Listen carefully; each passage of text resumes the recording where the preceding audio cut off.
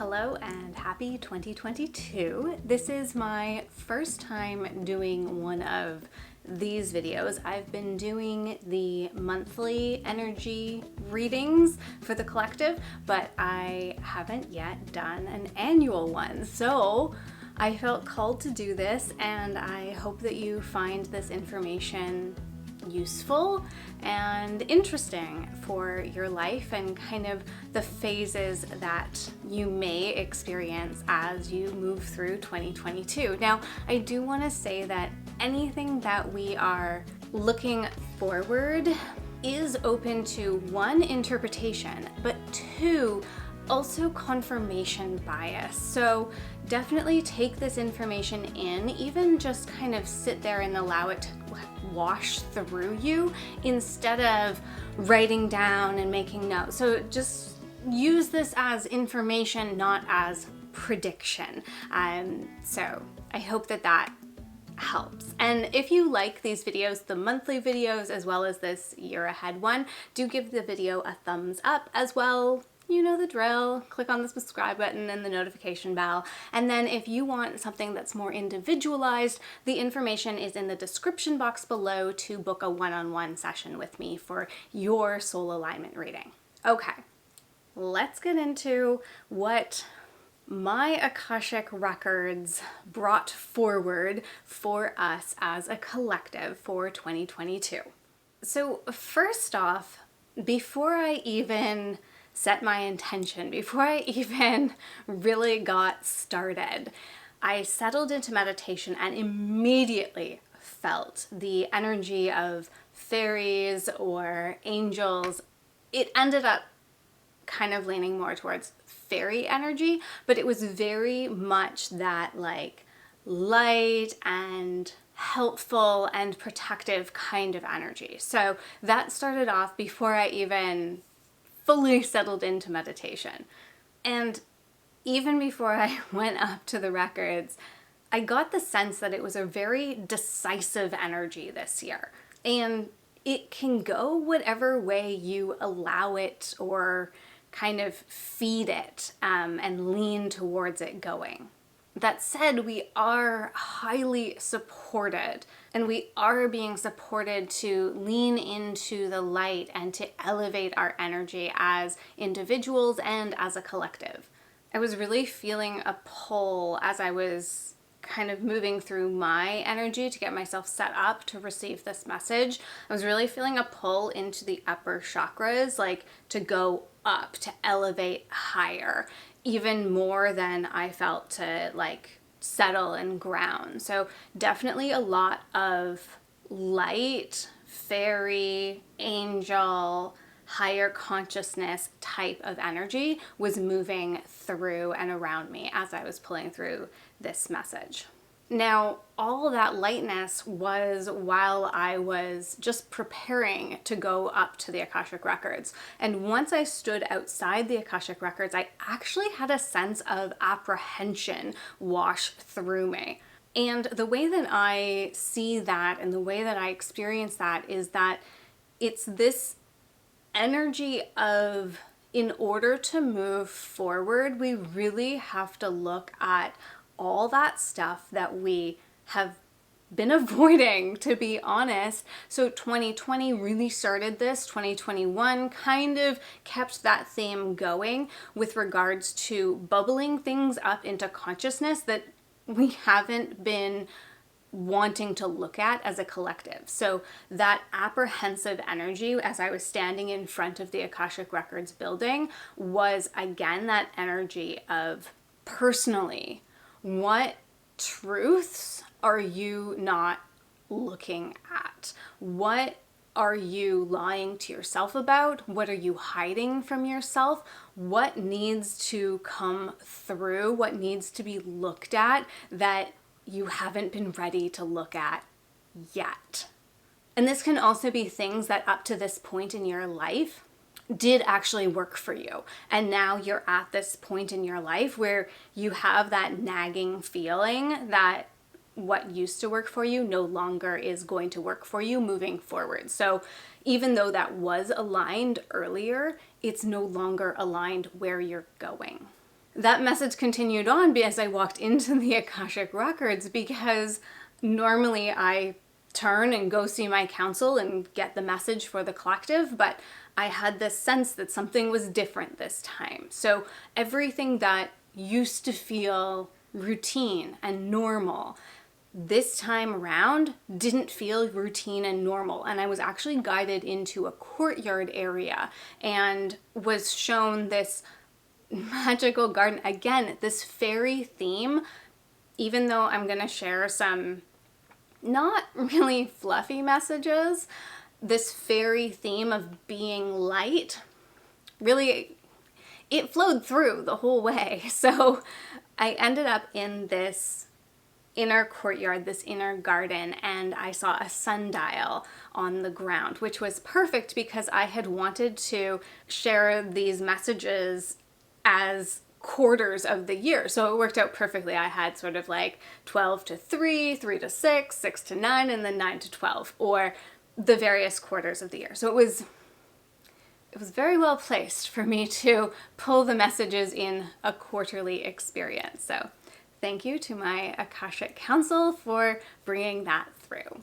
Before I get into those quarters, I do just quickly want to mention one of the themes that came through was this theme of being extremely conscious of every single habit, pattern, and belief that has been taken for granted up to this point in your life. So very much bringing things forwards into consciousness and not relying on your traditional expectations, habits, patterns, ways of doing things really came through. Which leads me into the first quarter of the year. So this first quarter feels like work. It feels like everything that hasn't yet been looked at. So if you're someone who's been doing this work for a while and you've had many shifts and changes, or you've been dealing with traumas or past experiences or past lives or healing ancestral wounds, all of that work, and you're like, oh my goodness, when is it over? I'm sorry, but it doesn't yet look like it's over. So this first quarter is all that stuff that you've been scraping off the layers and you're getting to the root. You're getting to that deeper stuff. This is stuff that has been hidden for a very long time. So it really does need its own quarter. It needs its attention. It needs its time to be brought forwards into consciousness and healed. And this feels like a lot of internal work. So a lot of self-reflection. This isn't the stuff that you do. You can definitely have a therapist, a psychologist, a trusted healer, whatever that person is, but this isn't like relational stuff. This is internal work. This is you getting brutally honest with yourself and what is true for you at this point in your life. If you think about like a fork in the road. So you've been coming forwards through this path, and this path was all fine. There wasn't really anything wrong with it, but you've been up leveling and you've been shifting and changing as you grow through this path, and then you get to this fork. And on one side of the fork is continuing the same expectation, the same path, and the other side of this fork is like completely different. It's desires and goals and hopes and dreams and a version of yourself that you haven't even considered yet. This is internal work. So this first quarter is hibernation. This first quarter is in yourself, self-reflection, hibernation. Pull it up, dig through it, look at it, and get brutally honest with yourself, so that you have this clean, clear, open path forwards that you get to build and create from a clean slate. Now, the second quarter of the year really felt like when you've emerged from hibernation. So it's dark in your I was getting like a bear den, and you come out and there's still some snow and there's sun glinting off the snow. So it's like obscenely bright, and it takes a lot for your eyes to adjust. And then you start to adjust and you start to take in your surroundings. And then you begin to notice that there are some things in your surroundings that don't work anymore. So if quarter one is hibernation, internally focused, quarter two is your environment around you. What is there for you moving forwards? What helps you on this fresh, clean path? And what needs to be let go of? What needs to be either healed in relation to other people, or what needs to be left out and discarded moving forward? I talk a little bit about that concept in one of my more recent videos, which I will link down below. It's the one that the thumbnail says soul personality, where at the end of each lifetime, the soul reflects on what part of that human experience did the soul want to integrate going forward, and what part of that human experience does the soul want to let go of moving forwards as their soul identity. So very similar concept. You've done this internal work, and then you go outside and you're like, oh, some of this external stuff doesn't like fit. It doesn't resonate anymore, and it's time to move that stuff around or let it go or heal it, or it does actually fit and it's gonna help you, and you realize how much you've actually put into play up to this point, and you're looking at it with fresh eyes and you're like, oh yes, that is exactly what I need in this moment. Perfect. Let's integrate that and go forward. So definitely, if Q1 is internal, Q2 is environmental around you, what is going to help you and what is going to hinder you moving forwards. Now, as I was going through and pulling down this information, I was like, perfect. We've worked hard in Q1, we've worked hard in Q2, let's have some fun in the summer and Q3. No. I was like, what? No, what do you mean? So Q3 had this energy of testing. Did we actually learn those lessons? Have we actually done the work in a way that we truly are moving forward when in relation to other people? So there's this yoga saying that I love, and it's essentially the best yoga we can possibly do is being with our family or being a parent. And what it's trying to say is you can do all the internal work. You can do everything that you have control over. You can lay out your world around you, within you, and you can tidy it all up and put it all in its neat, organized piles, and it's gorgeous. And then you spend a week with your family. And wow, those old habits just come flying back in. So what Q3 feels like, or what this third quarter feels like, is, you can tell I work in corporate. I'm very like, these are the quarters in Q3 and FY, blah, blah, blah. Anyway, what the third quarter really feels like is this test of, are you really stepping into this new version of yourself? And the answer is yes. Yes, the answer is yes, but this third quarter feels like a little bit of a test to double check, just to make sure that you've really laid that groundwork firmly. That new foundation is solid so that you are stepping forward confidently, effectively, with clear intention and clear energy, and you are moving forwards. My card was full. I need to get a new one because this one is annoying me. Anyway, totally lost my train of thought. So I apologize if I am repeating myself here. So this third quarter definitely has the energy of testing us, testing to make sure that where we are headed is on a firm, solid foundation, and the energy moving forwards is clean and clear and available for this new version that the old version had no idea was even possible. Throughout this reading, I was sort of asking, what if they've done the work? Like, what if they're really ready to move forwards already? And the message I got was, there's always more work to be done. And I was like, great, thanks. That's really helpful.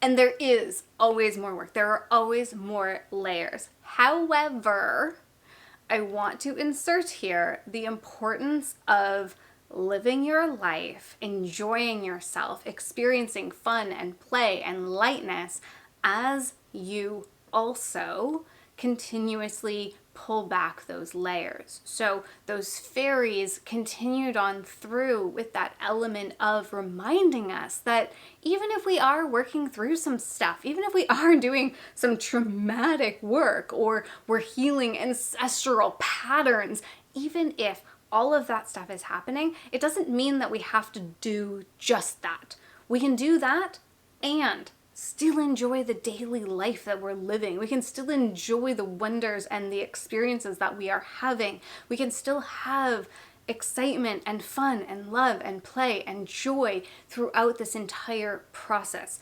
Yes, personally, the first quarter really did feel a lot more insular and a lot more intense, but the rest of it, once we've emerged from that hibernation, there's a lot that can move and shift going forwards, and we can still have fun. So this isn't a dire message, but it is a everything and those, it doesn't even feel like everything. It feels more like you finally hit a rock of a core belief that really needs to be excavated, looked at, and addressed. Does this still serve you going forwards, or are you done with it?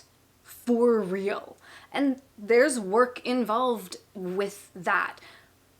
Excavating it, finding it, looking at it, noticing your surroundings, seeing what is keeping that belief alive, seeing what is going to help you release that, and then checking in with you, the people that you probably have the most ability to fall back into that pattern again with. So it's not to be totally dire. It's just it feels like one really solid core belief is needing some attention and some truth telling this year. And then we got to the fourth quarter and I was like, perfect, so now we get to have fun. And they were like, no, now you get to rest. You worked really hard all year, so rest. I was like, okay. But again, the fun gets laced throughout the year. So it's not like there isn't fun in the year. It's not like there isn't lightness in the year. It's just there's some deep work to be done. So the fourth quarter is self-care. The word that came through when I was pulling through this fourth quarter, or I guess words, but these are words I'm not used to using at all, but lavish, luxury, indulgence, like lap it up, live it, indulge in that self-care through that fourth quarter of the year. Like, have at her, just allow yourself, embellish yourself in the self-care. So that is the end of 2022. To summarize, the four sort of themes are hibernate and self-reflection, coming out of that hibernation and putting in play and removing things from your environment that are going to serve you moving forwards. And then being confronted with a few tests to make sure that this new foundation is solid. And then you get to lap up some luxury, you get to indulge yourself, just like live it up in that fourth quarter. So that is the summary of 2022, and throughout it I was definitely having conversation with my team, being like, come on, give me something light, like blah, blah, blah. But the theme of those fairies coming all the way through, guiding us through the year. So one of the things about fairies is they're loving, they're playful, they're compassionate, they're joyful, and they're kind of little tricksters too. So notice those little things, like notice those little tiny miracles that happen. And I'm not talking the big miracles. I'm not talking the big manifestations. Fairies can be a little bit tricky. And so the stuff that the trinkets, the hints that they leave us are a little like cheeky. So allow yourself to notice and to recognize those little tiny trinkets along the path that you're like, oh, yeah, like, oh, that's kind of fun. Allow yourself to play with the little miracles of things being exactly where you need them to be. The thing that got lost forever ago and you come out of hibernation, you're like, oh, that's where that was. I thought I looked for it there so many times, but here it is now. Those sorts of things, just pay attention to them throughout the year. It really does feel like that energy is floating around a bit. Okay, that's it. If you enjoy these videos, please do give them a thumbs up, especially these collective energy reads. This is a little bit newer for me to be sharing this information, so please let me know if you like it. Also, if you are interested in a more personalized reading, you can click the link in the description box and book a soul alignment reading with me. I do also offer human design readings as well as ongoing coaching relationships, so all that information is in the description box. As always, it's helpful for me, for these videos, to feed the YouTube algorithm by clicking on the subscribe button and the notification bell. And that also helps you so that YouTube will tell you when a new video goes live. And I think that's everything. So I will see you in the next video.